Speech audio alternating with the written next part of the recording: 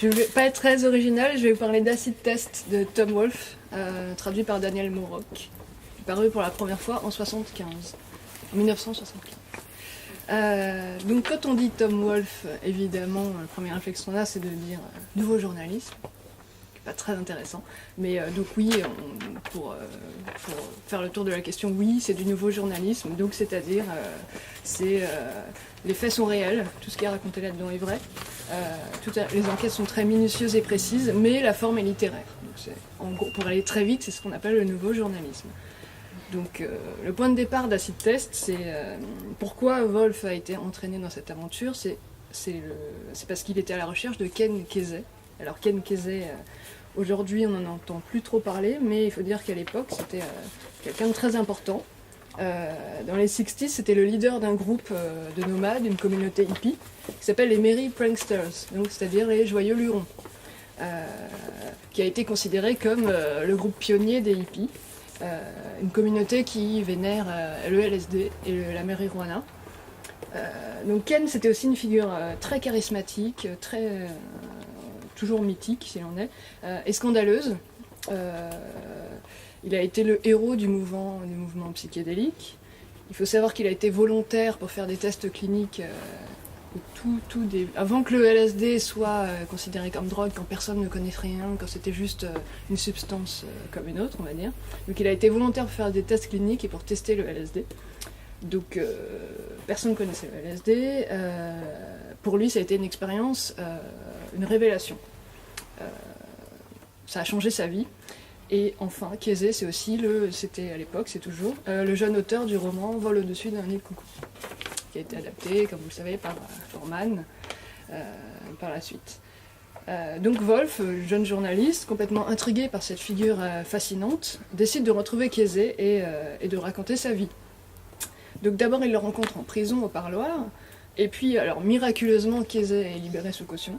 Donc va alors commencer l'expérience qui est racontée là-dedans, Acid Test, parce que le Wolfe se met à intégrer le groupe des joyeux lurons, donc il est accepté comme l'un des leurs. Et pour nous, il va se faire l'observateur de toute cette tranche de vie, en fait, le début du mouvement hippie, puis du mouvement psychédélique, je y reviendrai. Il va intégrer ce groupe et raconter ça pour nous.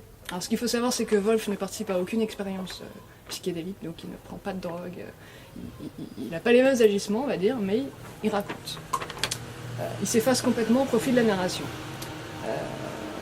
Donc après plusieurs trips et expériences à l'entrepôt, puis dans une communauté à la Honda, les Merry Pranksters décident d'acquérir un bus de ramassage scolaire, de le peindre avec plein de peintures bariolées et complètement fluo, psychédéliques, et de partir faire une virée folle dans les États-Unis.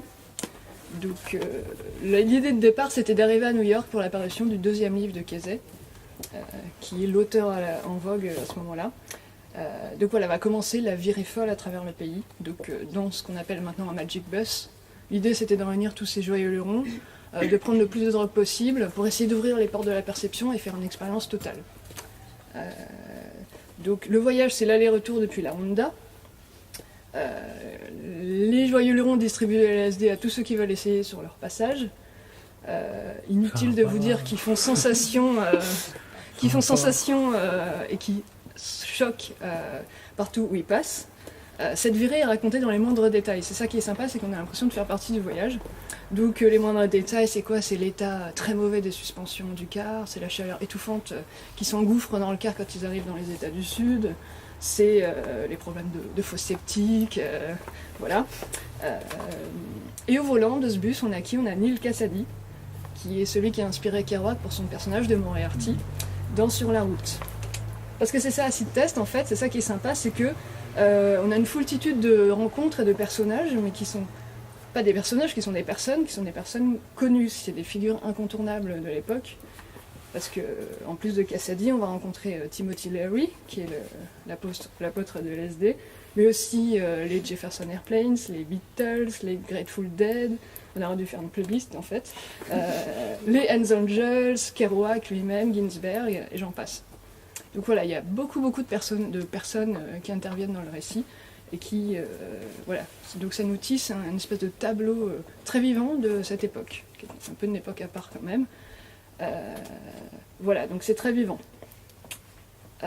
Donc voilà, on a cette description du voyage et les retours, et puis en fait quand ils reviennent à la Honda, qui est l'espèce de ranch communautaire où ils sont installés, il y a beaucoup d'autres hippies qui sont venus se greffer au mouvement, donc personne n'est mis à la porte évidemment.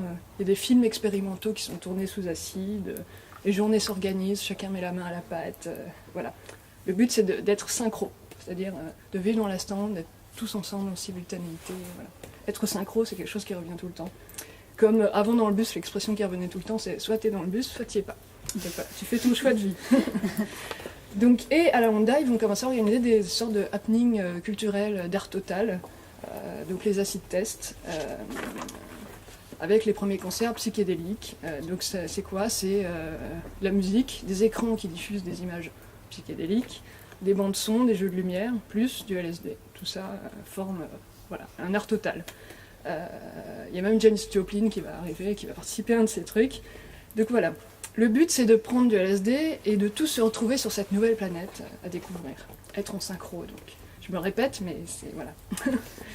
Donc ces tests sont racontés de manière très précise, donc c'est assez intéressant de voir... quand même, ils sont un peu organisés. Avant chaque partie, il y a des écriteaux un peu partout. Voulez-vous passer l'acid test? Rendez-vous, machin, machin. Donc c'est ces acid tests qui réellement vont donner naissance au mouvement psychédélique, donc une forme d'art total. Mais toute cette époque va prendre fin avec la fuite de Kesey, parce qu'il va être arrêté pour possession de marijuana. Alors c'est ça le paradoxe, c'est que le LSD n'est pas encore considéré comme une drogue, mais on peut être arrêté pour possession de marijuana. Donc comme il risque de retourner en prison, le mec se barre au Mexique. Donc voilà, il abandonne un peu sa communauté. Mais la plupart des joyeux-lurons vont le rejoindre au Mexique. Mais finalement, lui, il rentre aux États-Unis pour narguer le FBI, parce qu'il est un peu comme ça. Et puis, bon, il va être arrêté, évidemment. Donc, juste le temps d'organiser un dernier acid test, et puis il finit en prison. Donc voilà, les pranksters, c'est terminé.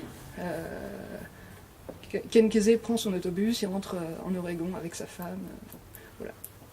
On n'entend plus parler, et le mouvement est dissous. Donc voilà. Là, j'ai raconté ça de façon un peu linéaire, mais c'est ça, c'est que la technique du nouveau réalisme, mêlée à cette histoire complètement illuminée, ça donne une chronique complètement passionnante de ce qui s'est passé, parce qu'on a souvent une image assez floue et tout, on a des idées préconçues, mais là on est plongé dedans, et cette chronique est foisonnante de personnages, c'est d'autant plus intéressant qu'on les connaît par ailleurs, donc c'est assez intéressant, plein de péripéties, de situations loufoques évidemment. Voilà, donc c'est un bon moyen de plonger dans l'atmosphère de l'époque, dans cet élan de créativité sans borne. Alors évidemment tout ça est vu par les yeux de Wolf dans sa subjectivité. Voilà, c'est des limites, mais voilà. Je vais vous lire un passage là encore. C'est au moment où ils viennent d'acquérir le fameux bus.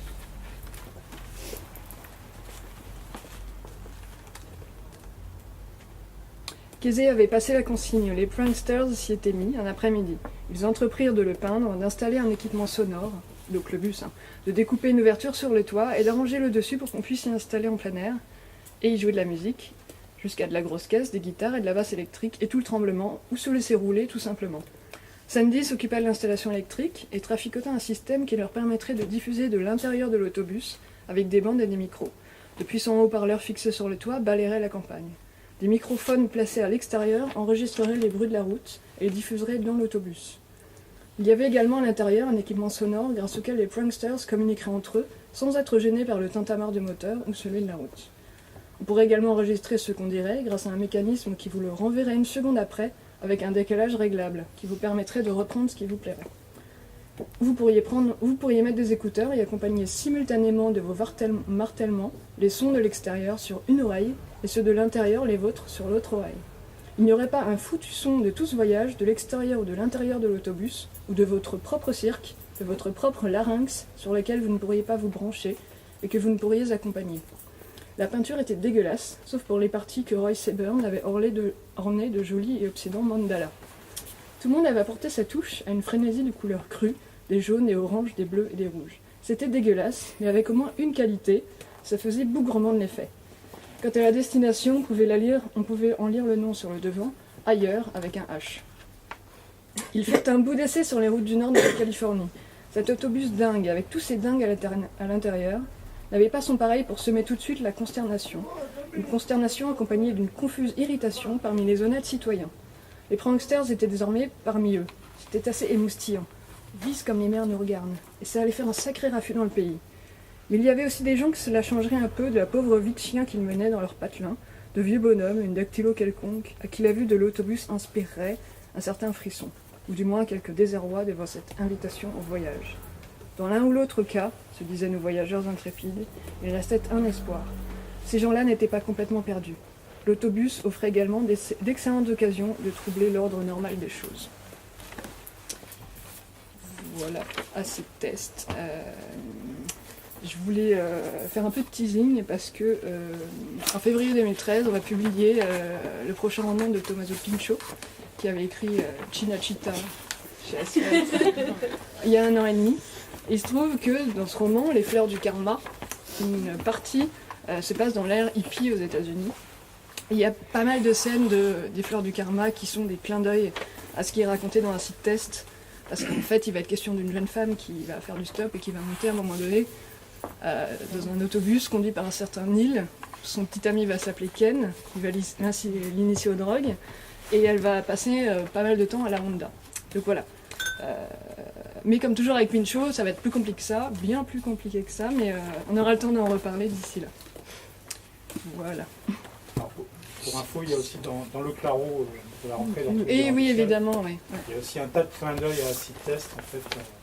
Voilà. De façon moins directe, mais toutes les 20 pages dans la partie new-yorkaise, californienne des années 69, il y a des clins d'œil à Acid Test spécifiquement, à peu près toutes les 3-4 pages.